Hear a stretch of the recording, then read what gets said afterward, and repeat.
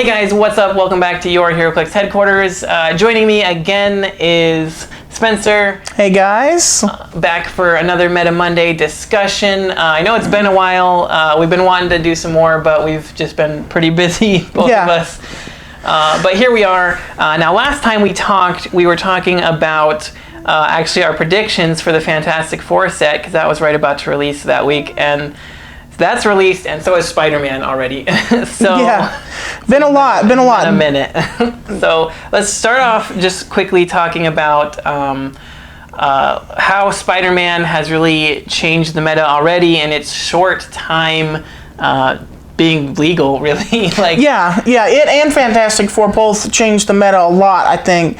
And as we'll see when we're going to discuss Worlds a little bit later, and I think you'll see that figs from those sets have definitely made an impact in one way or another. And now we could be seeing a lot of people like to play the new hotness, and so I think that definitely played a factor. But I think in general there are just some solid figures in both these sets, and we're going to see figures in common and uncommon slots. Oh yes. You know, not just these chase figures, and so they definitely have made an impact. Yeah, a big one. In a big way. So I guess we did do our game video where we talked about a little bit of Fantastic Four, but just to briefly, I guess, touch on it. You know, Valeria Von Doom is huge. She made her presence well known at Worlds and is going to continue to do so, I think, barring an errata. Yes, she is on the watch list, so we'll talk about that later, but just keep in mind that she might change. Well, that's yet to be determined.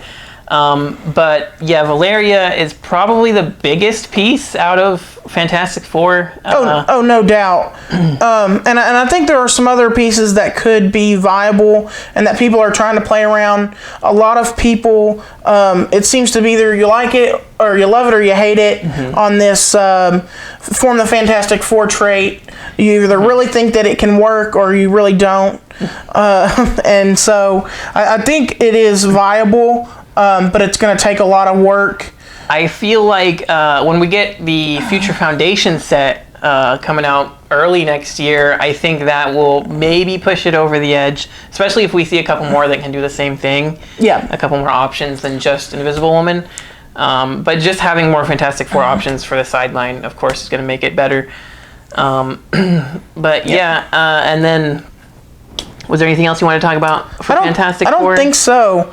I think Valeria is the big thing. Really, Valeria. And you know, we've seen some pieces that you know, we looked at primarily. I know we haven't had a chance to look at a large scale breakdown as all the teams, but as far as top 16 goes, we've seen figures that we thought might make a splash that didn't really, like Black Leopard, for instance, the Common Prime.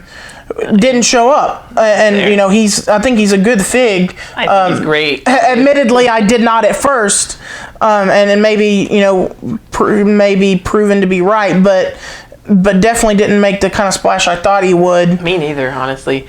But then again, I play him a lot, and I still think he's great. Oh no, by far and away, he's a good deal.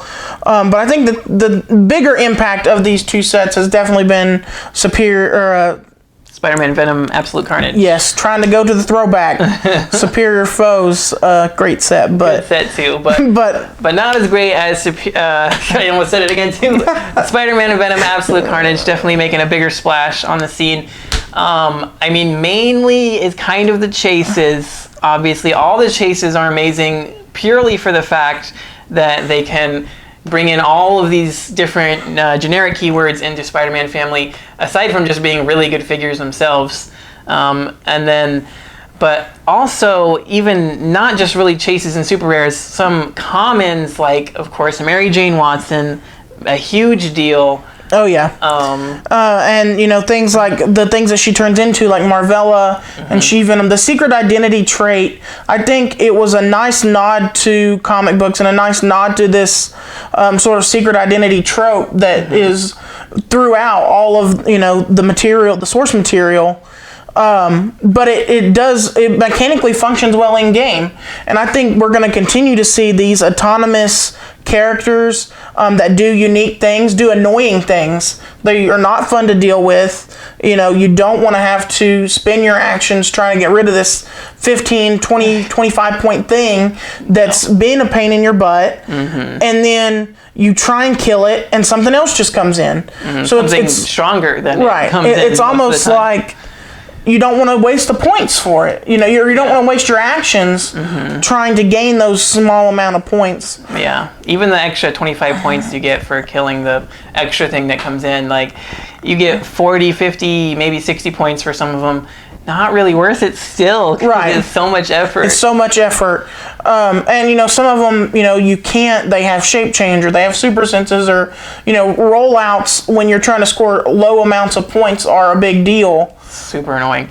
And then you combo that with the fact that it's almost worse than a stop click because it just goes like top dial into something else. Well, top dial, it's like a whole other dial, but right.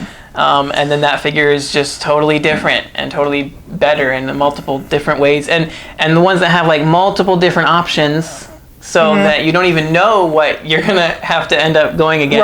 Right. Because it could be She-Venom, it could be Iron Man, it could be Marvella. You don't know what your opponent's gonna whip out. So just that mind game too is really annoying to go against. But yeah, and then all of them, because what is it? Gwen Stacy can shut off super senses, and no, I think it's Flash Thompson. He can shut off shape change. And like they're all great. And Peter Parker has prob. Avengers keyword is huge. Yeah. And he has prob for relative like 25 points. Yeah, 25, 30, 35 maybe. I don't remember. Maybe 25. And the Spider-Man that comes in is not easy to kill. No. And it has an end cap. Traded super senses, I believe, too. Yeah. Yeah. So, I mean, they all could make an impact. And definitely Mary Jane has already made an impact at 15 points. See that. Because not only do you have to deal with Mary Jane being annoying, she has like energy shield and shape change, but you have to deal with the freaking pogs that she generates, because she can make up to 3 paparazzis per turn, and they're all autonomous, and they all have a 2 range 10 attack in cap. Yep. And so they're trying to token your guys down, and you say, oh, it's a 10 attack, but these are actions that they're not costing you anything. Yeah. And they have sidestep, they can move around the board, they can body block on a map. We just literally lock you up, so you have to break away. Yeah. We talk about how important map choice is when we've talked about that before, and on a map like Ancient Hold, if you throw those guys in front of a door, you can't get through it unless you ignore characters. So they can body block, they can try and token you down.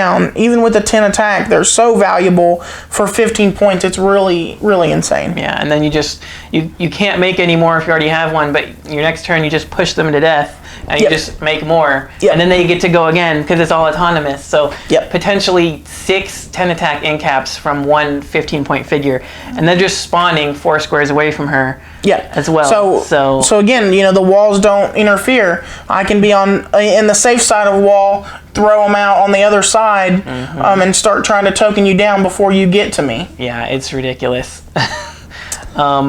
And also another big one out of the superior, I did it again, out of the new Spider-Man set, let's just call it that, is Venom Groot, and he did not make as much of an appearance in Worlds as I would have expected. Did not, and I think part of it is Venom Groot's big deal is his pin damage, or his ability to choose on the pin damage, and I think this is consequence of we're not seeing a lot of monsters right now. We don't see any monster teams in the top 16, as we'll talk about a little bit later. And so, if you're not playing monsters, you're not going to see as many Venom Groots, as opposed to Valeria, who's only 5 points less, which gives you the ring to put on her to make the trait work, and a leadership, and a perplex that could grant you an outwit. So, she does so much more for the points, even without the possible ping damage. That I think that's why we're seeing so much more Valeria than we are Venom Groot, even though he is not unique and she is. even though he has that whole thing where he can potentially respawn if you have more Venomverse characters. Right. But then again, none of the other Venomverse characters are quite good enough. Like, I still think Venom Strange could make an impact. Hasn't yet, but I think he could be good. And maybe, I guess, Leonardo da Venom, the Chase. Those are probably the two best ones if you're going to do like a Venom team. Definitely out of the new stuff, or the newer stuff, they are definitely the ones to look out for. I still think Captain Venom is still good. I personally think at 50 points, he just dies, and that's why we don't see him as much as people originally thought.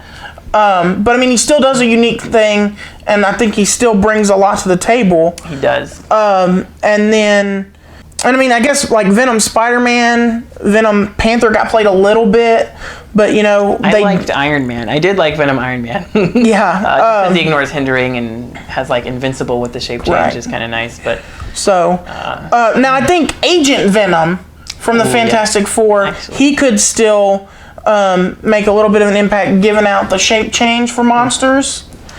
Could be good, as well as having that special call and help from me thing that he does, right?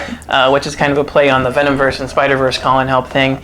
It's cool. You can combo his with like either one of them, both of them really, because like if you miss theirs, you can still use his and have kind of a second shot at it. So I really like him for that, and I actually like him on the 50 line for the perplex and the blades and sidestep. Yeah, definitely the 50 line is good, and I played around with him at 75 too, giving him something like specs, so he has a little bit more versatility. I think something that is really important for monsters is being able to send out damage. If you're talking about things like Wendigos that need damage on characters, the ability, I mean, that dude starts with running shot. So the ability to running shot, pulse wave, throw a bunch of 1 damage on a bunch of dudes, and then send in Wendigos, that's definitely something that could be good. That is pretty big. I mean, comboing that also with Venom Strange, I think, is good because he can bring them in off the sideline. So if you wanted to bring in, you could bring in Venom Groot for one. Obviously, you could bring in Agent Venom off the sideline if you had one on the sideline, or just from the Venomverse call-in. But really, I like the Prime Venom if you were going to do that route, because he's got the full movement charge. Is really awesome too.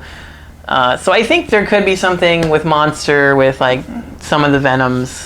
Pretty cool stuff. But we haven't seen them make a splash in Worlds, so yet to be determined if that's the case. Right, which is so strange because everyone was talking about Monsters and talking about how good it was, and the Wendigos and the Mole Man. Mole Man to give them all the extra movement. The movement, and and that Mole Man is still holding value and still a sought after piece, and he does a lot of unique things, but we're just not seeing it show up thus far. Maybe it's just because I would say maybe it's just because they haven't got one, but if these are the highest level players, they can get one probably if they want to. For sure. Now it'll be interesting to see. I know we're both going to a states tournament this weekend here in Arkansas, and I think we will definitely see some monsters show up. Knowing a lot of the guys that'll be there and what they like to play, I will definitely expect to see some monsters. So we will see how that plays out compared to some of the other field options. Yes, and actually, thank you for bringing that up, because I am going to be bringing my camera stuff with me, and I'm going to try to get some footage of some games, if all parties are okay with that. So look forward to that. You guys can see some live action of some meta gameplay, which hopefully will be great. Hopefully I get far enough I can make a few videos out of it at least. Yeah, for sure. And hopefully we can get some good gameplay and some stuff to talk about.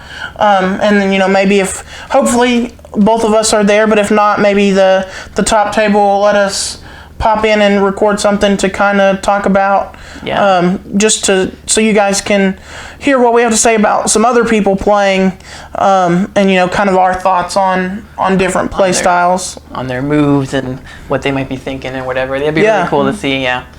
So that's probably enough of all that. Let's move into Worlds. Worlds just happened literally a few hours ago.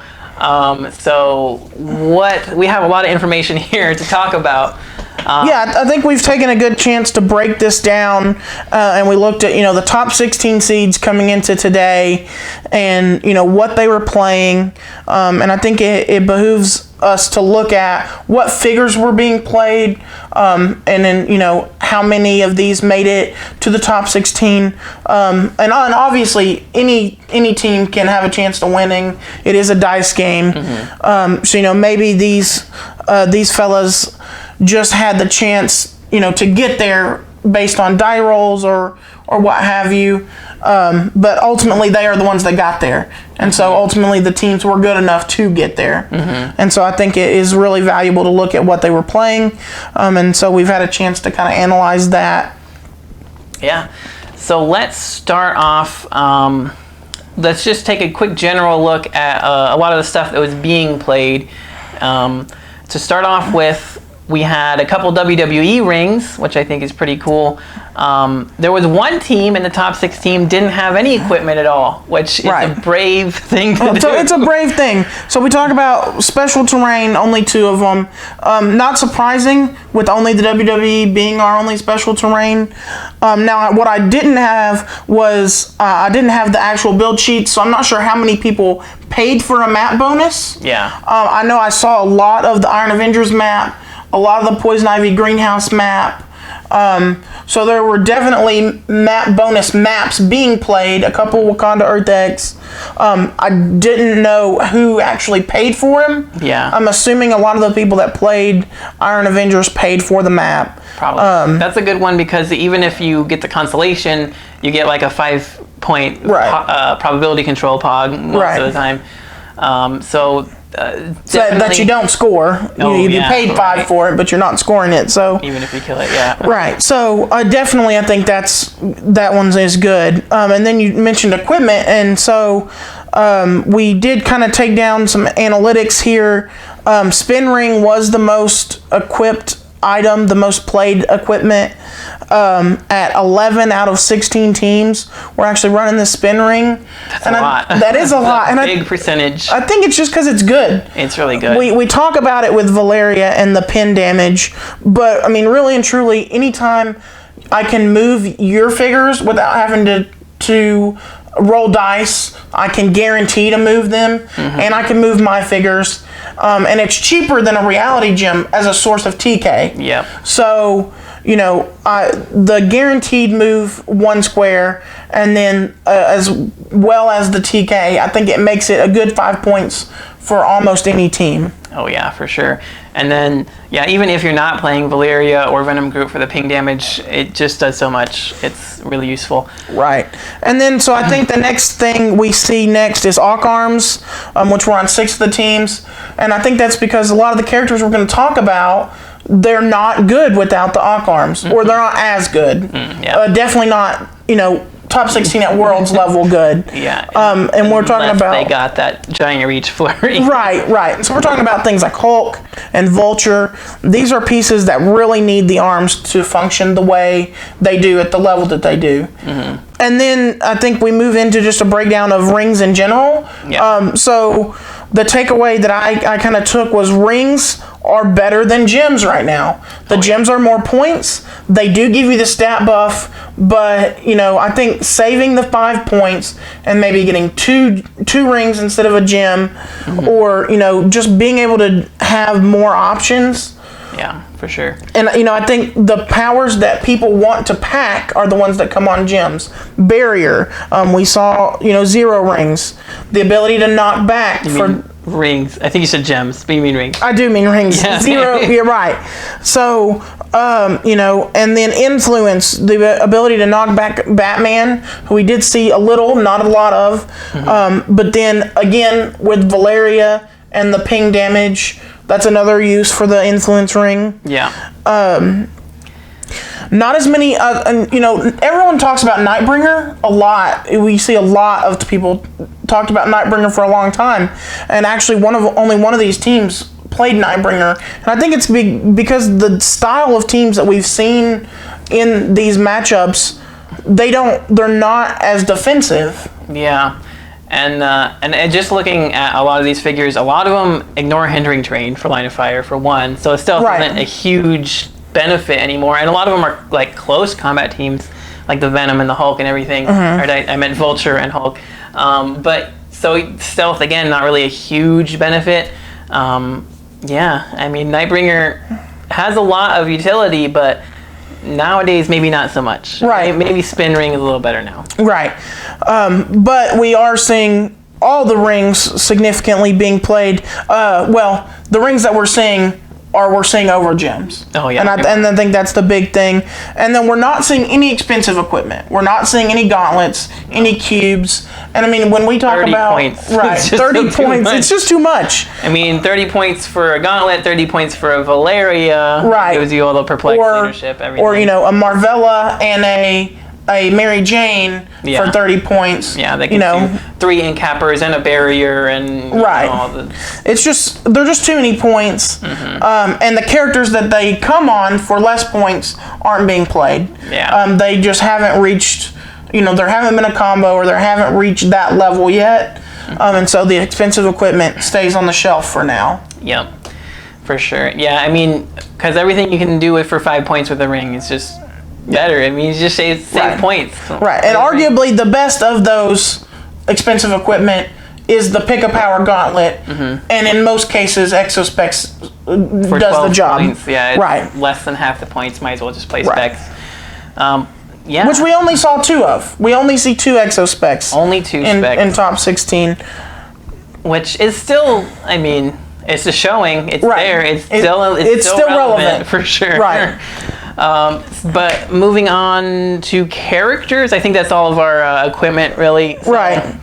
Yeah, so as far as characters go, there were 2 figures that were on at least half the teams. And we've talked about them a lot up already. To this point. And it's Valeria Von Doom and MJ. Yeah, Mary Jane Watson. Yeah, it's just... They're good. They're low cost. And I think that's a theme with a lot of the figures we're going to talk about is they are low cost and they fit onto so many teams. For sure. Especially Spider-Man Family for MJ because all the multitude of options you have with the chases, bringing in all these other characters if you want to play a theme, then Spider-Man Family... very easy. Right. Which gives us a chance to talk about theme. So we actually, in top 16, see an even split between non-theme and theme teams. Now, of the theme teams, a majority of them are Spider-Man Family. We see 5 of the 8 being Spider-Man Family theme teams. Yeah. And she... almost a third of just all the teams. A third of them in top 16 are... So, and at 15 points, she fits in great. Yeah. And then the other named keywords we see, one of Avengers, JOU, and Latveria. Representing Latveria, yeah. Which are all great keywords, and that we've talked about them before, and I think they'll continue to get talked about because they are all are supported by a lot of figures, and they're going to get new stuff, and they're going to be mainstays. Yeah, I mean, Avengers and Justice League, it doesn't really get any better than that. Right. And then Latveria, I'm just really happy to see a Latveria team, honestly. Right. Because I think you had a God Doom and, most of the Doom family. It's looked like a pretty good team. And, but yeah, Spider Family definitely showing up mostly in the theme teams. Right. And it's, again, because it makes it easy. You can theme so many things. We saw Spider Hamurai on a team. We saw Spider Pharaoh on a couple different teams. Excellent transporter. Yes. Arguably the best transporter in the game right now. And we saw a ton of Magneto. Oh, yes. Tons of Magneto.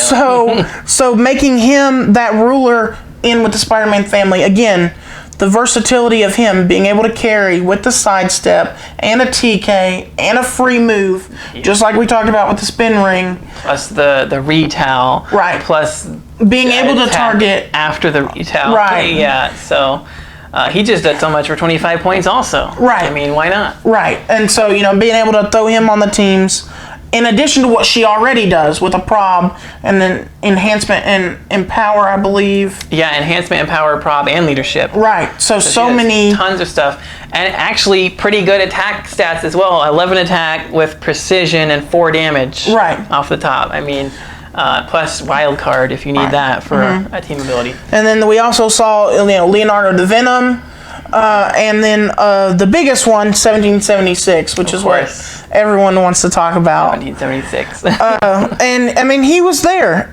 We saw 5 out of the 16 teams, so again, almost a third included at least one. Mm-hmm. We didn't count the doubles. That is 5 teams that include a 1776. Yeah, a couple of them had doubles. And speaking of the ones that had doubles, I also love that we saw some Punisher War Machine. Yeah, which was surprising to me. As somebody, as you guys know, I've spoken about it several times. I played Thanos, and he's easier to deal with Thanos, just because the ability to get in there. I usually like to pack a punch, and I just get through. But I think the free attack is something to be said for, and he definitely showed out well in this tournament. For sure, because it's both good with the 1776s, because he's soldier, so he just gets the spider family from them, but against the 1776. Yeah. Because when you only might have 2 actions for your whole turn,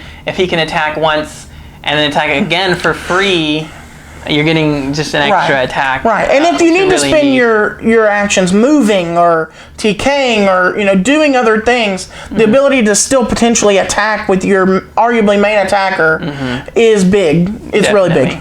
Yeah, especially another thing is I just thought of if you're going against a bunch of Mary Janes too, if you're getting incapped a ton, you're going to want that free attack because he's got 2 tokens. He gets the free attack. Yep. Even if you get double incapped, which is actually really cool. Right.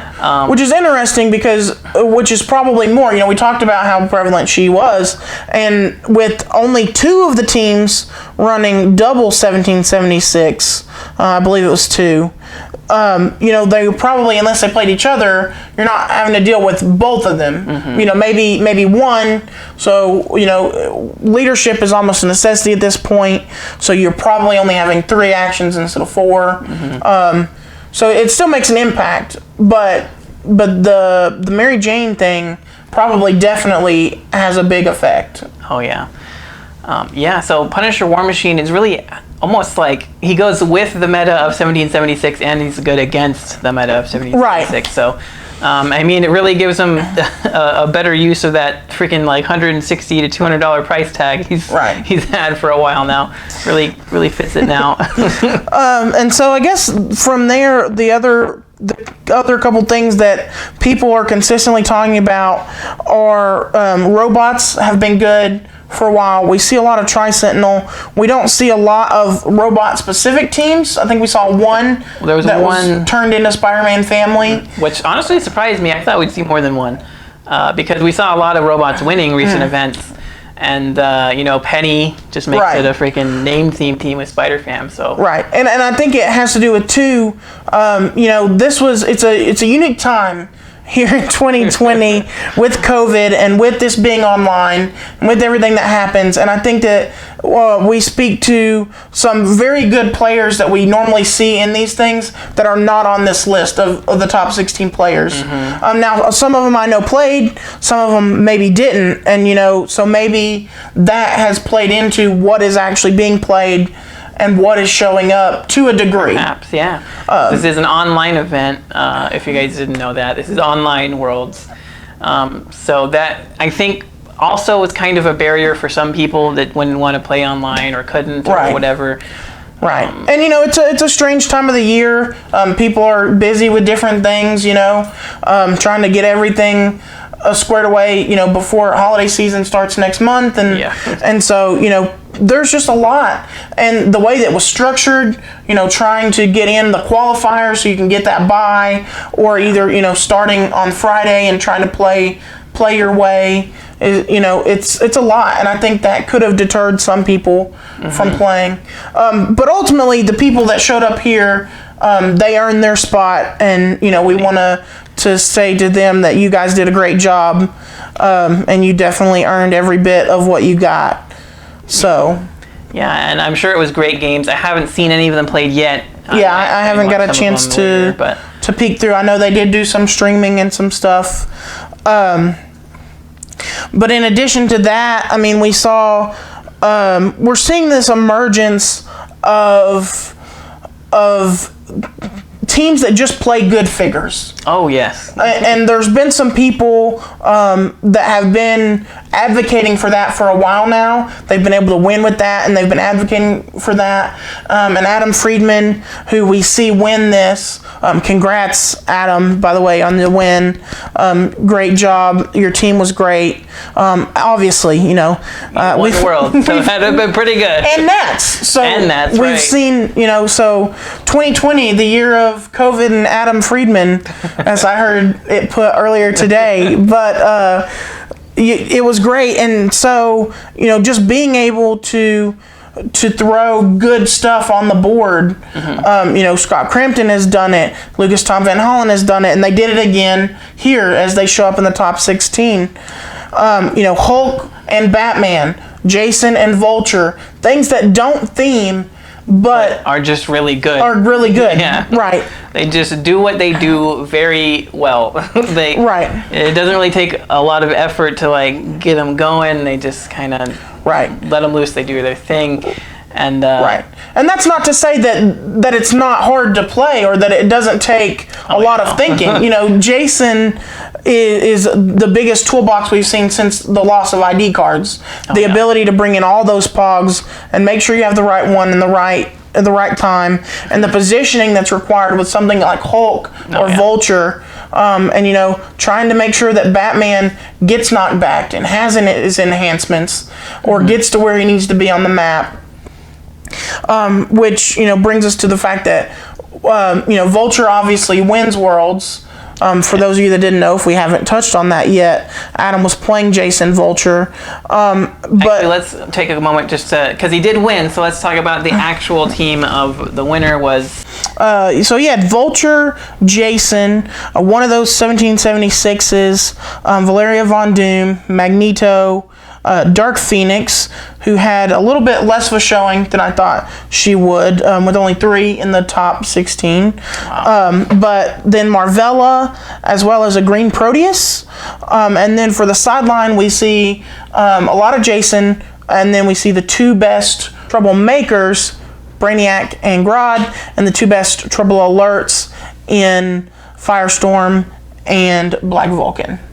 And then for Jason, we see the Pogs, Reed Richards Fixer of the Universe for Molecule Man, the Ellie Batman to get the Jim Gordon Batman outwit. And the only Captain Marvels we see in the top 16 are on the sideline for the Cat, Pog, Isaac, who generates 3 great Pogs for things like Barrier and TK, and then Claire Finn for Yaphet Pog. Given friendly as a sidestep. Sidestep. Yeah.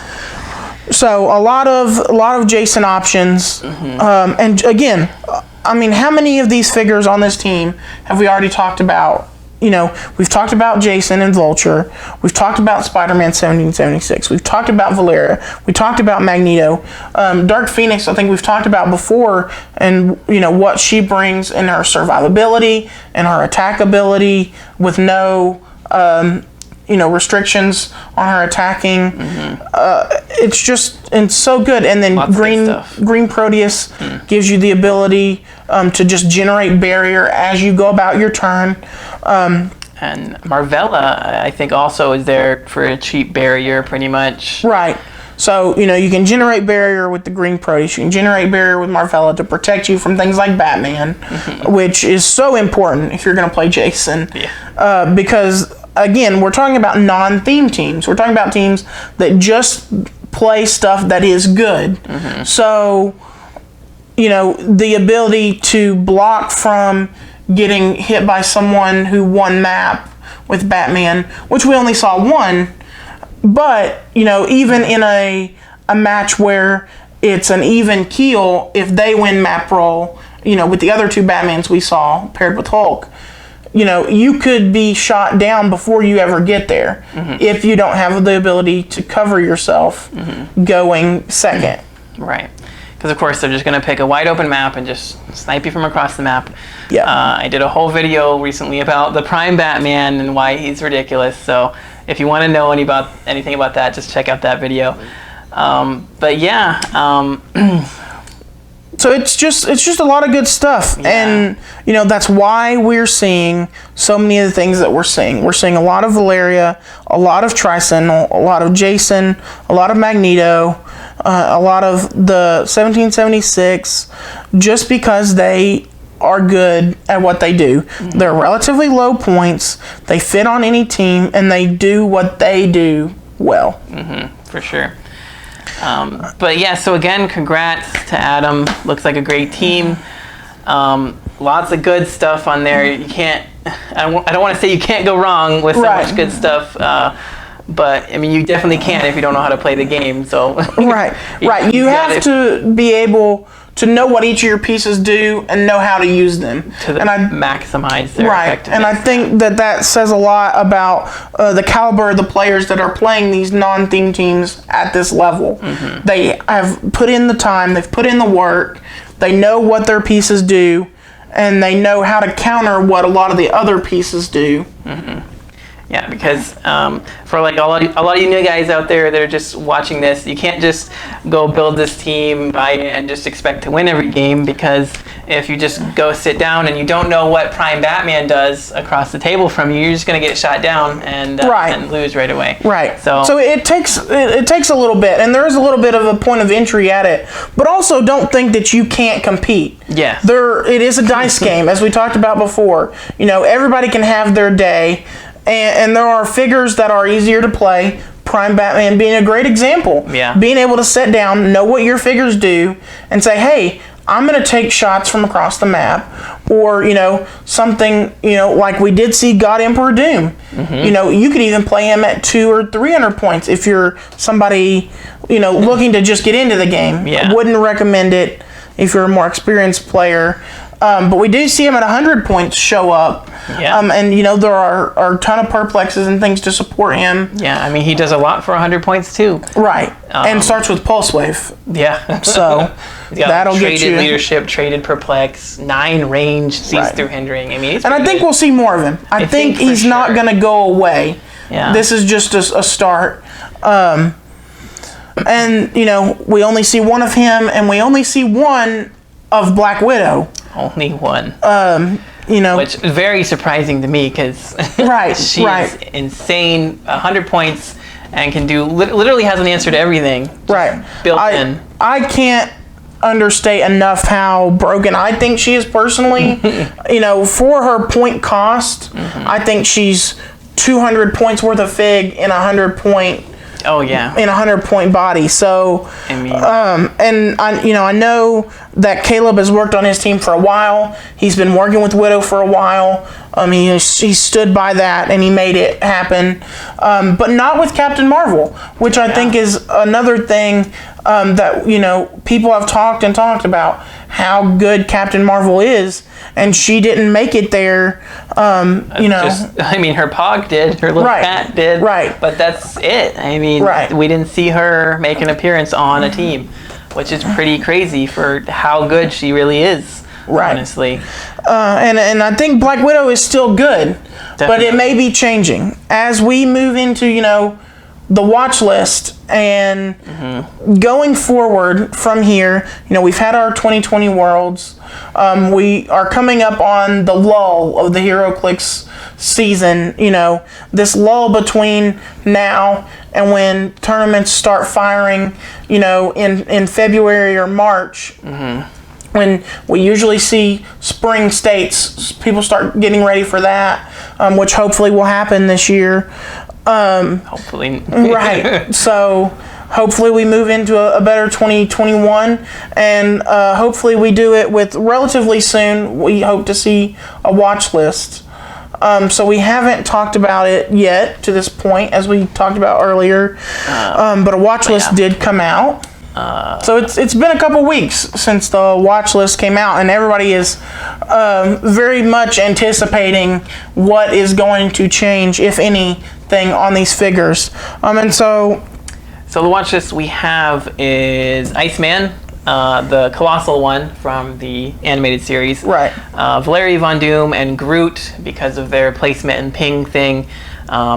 that might get changed. I feel like of all the things, I feel like that's going to get changed. Oh, and the Tri-Sentinel with the Iceman as well, because they have after actions resolve thing there. So we're hopefully going to see them start to clear up the idea that after actions resolve effects can still happen without kind of these predecessor effects to be, basically the idea that Colossal Retaliation doesn't need a target to get after actions resolve effects. Yeah. It's been very messy.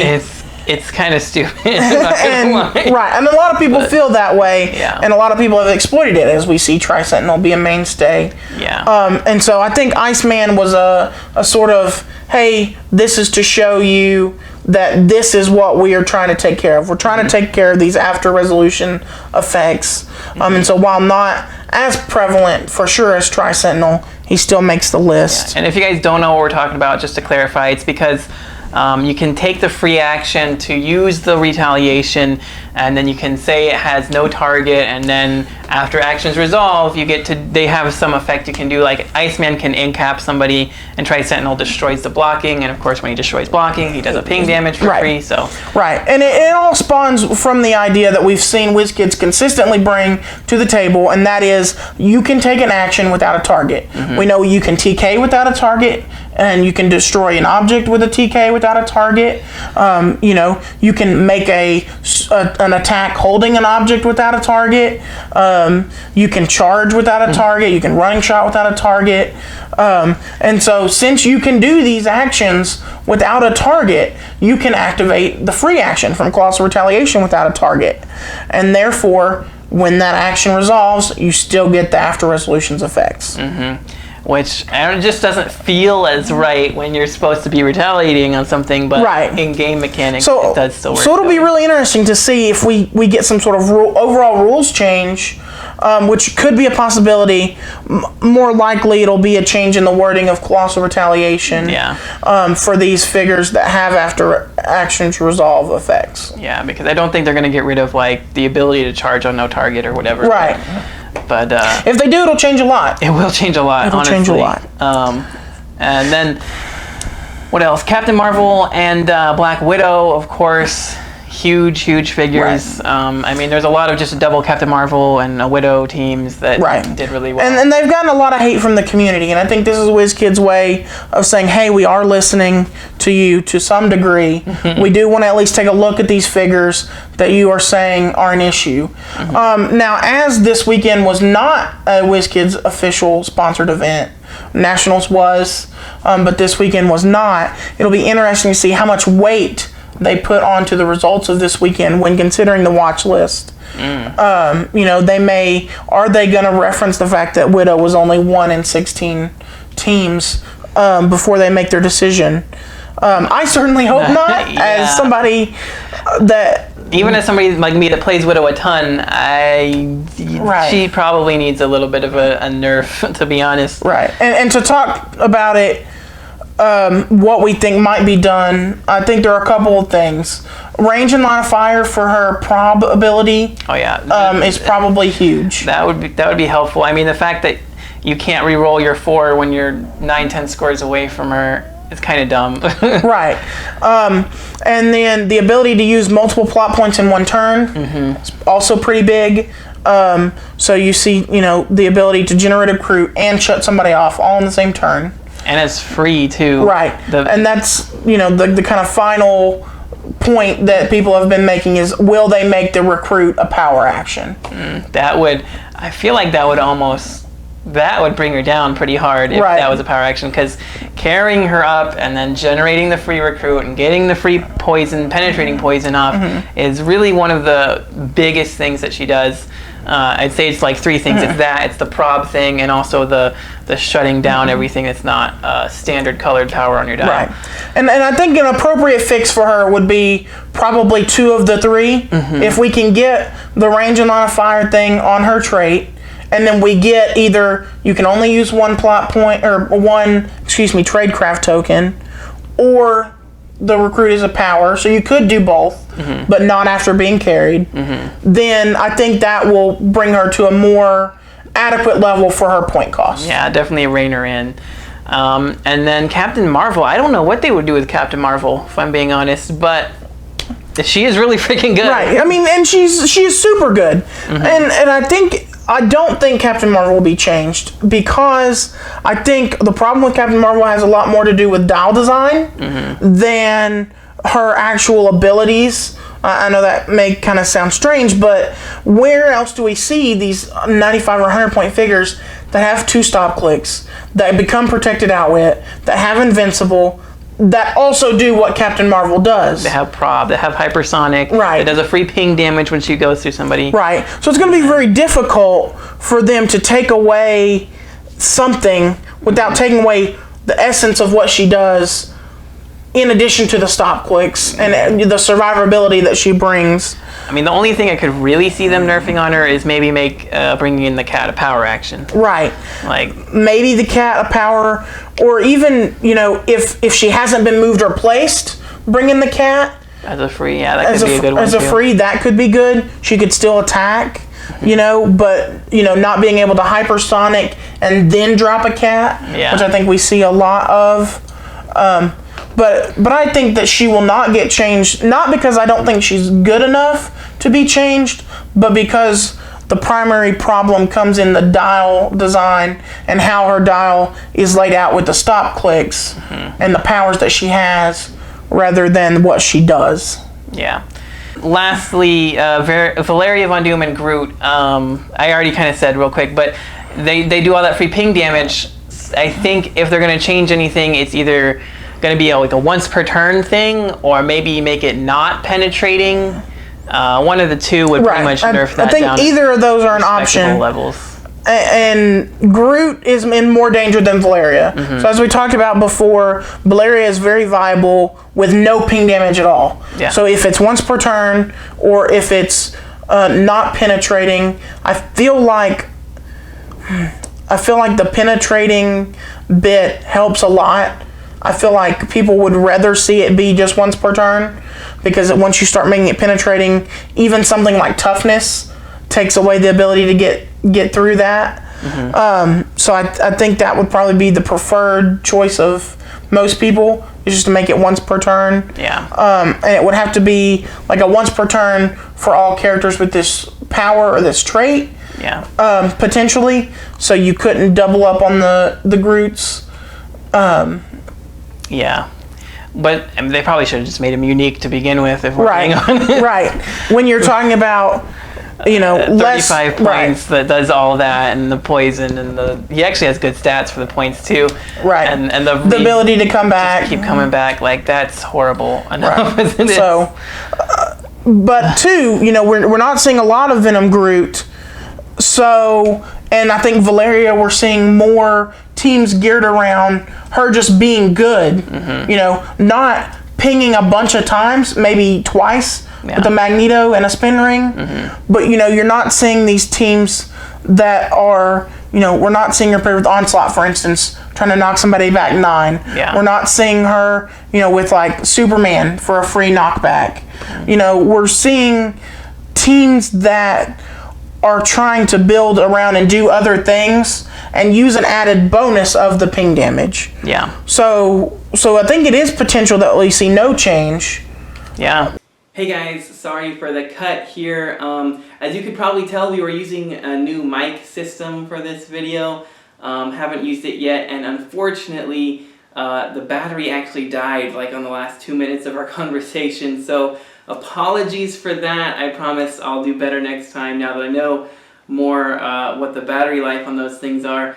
But basically all we said was we think they'll change Groot and Valeria to like a once per turn thing, because mainly for the whole placement thing with like Force Blast and knocking things back and whatnot, how you have to place in every square of the knockback path, and that triggers like Valeria's effect multiple times.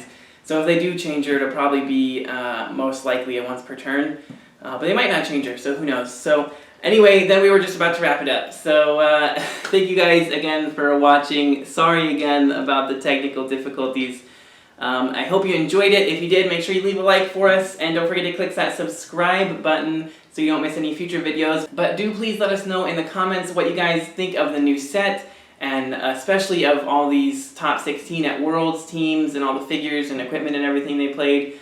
all your thoughts and opinions on that. We'd love to talk about in the comments with you guys, and as well as the watch list and what potential changes you think might need to happen for that. And also, a big thank you to this month's Patreon patrons. So if you guys would like to help support the channel and see your name here in the credits, then don't forget to check the link in the description below and check out our Patreon, and you can help support us there. It'd be super awesome if you did. I'd super appreciate it. But until next time, you guys, thanks again for watching, and this has been Heroclix Headquarters, signing off.